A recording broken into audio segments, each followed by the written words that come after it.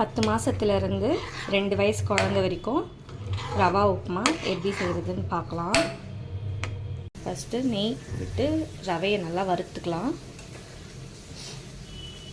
வறுத்தா தான் நல்லா ரவை ஒட்டாமல் பிசு பிசுன்னு இல்லாமல் சாஃப்டாக வரும்.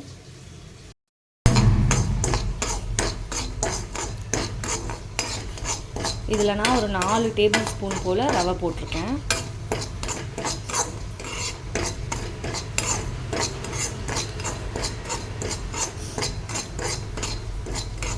ஒரு ஸ்பூன் நெய் போட்டு நல்லா பொன்னிறமாக வறுத்துக்கோங்க மீடியம் ஃப்ளேமில் வச்சு.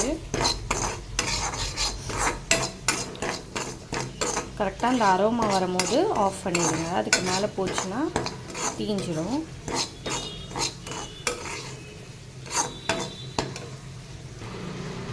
இதுக்கு ஒரு சின்ன வெங்காயம், ஒரு சின்ன பச்சை மிளகாய், ஒரு 4-5 கருவேப்பிலை எடுத்து வச்சுக்கிறேன். வறுத்த ரவையை தனியாக எடுத்து வச்சாச்சு.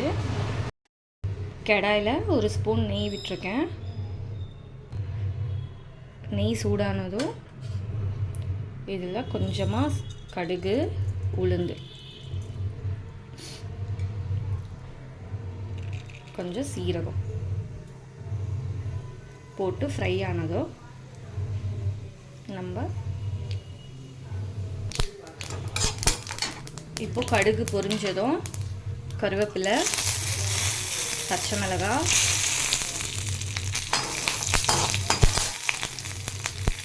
வெங்காயம் சேர்த்து நல்லா வதக்கிக்கோங்க. வெங்காயம் கொஞ்சம் நல்லாவே வதக்கிக்கோங்க. பெரியவங்களுக்கு செய்யும் போது வெங்காயம் அந்தளவுக்கு வதங்க வேண்டாம், அப்போ தான் க்ரன்ச்சியாக இருக்கும். ஆனால் இப்போ ஒரு குழந்தைங்களுக்கு செய்கிறதுனால வெங்காயம் நல்லா வதங்கினா தான் நல்லா சாஃப்டாகும். குழந்தைங்களுக்கு சாப்பிட நல்லாயிருக்கும். இதில் நான் ஒரு ஸ்பூன் நெய் விட்டுருங்க.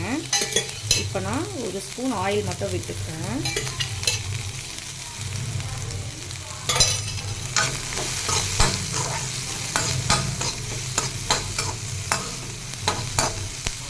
பொதுவாகவே உப்புமா கொஞ்சம் ஆயில் நீங்கள் போட்டால் தான் இந்த கன்சிஸ்டன்சி வரும், இல்லைன்னா ரொம்ப பிசு பிசுன்னு ஆகிடும் உப்புமா.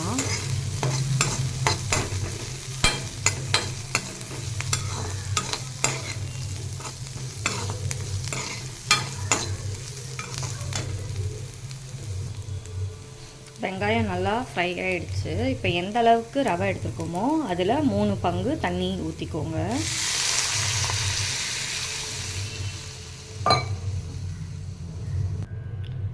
இதில் தேவையான அளவு உப்பு சேர்த்துக்கலாம்.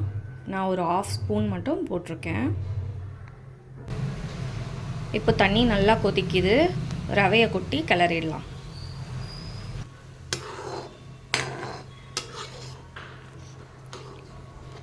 ரவையை கொட்டினதும் கொஞ்சம் அப்படியே கிளறி விடுங்க. நம்ம இப்போ வறுத்ததுனால இப்போ இது ஒரு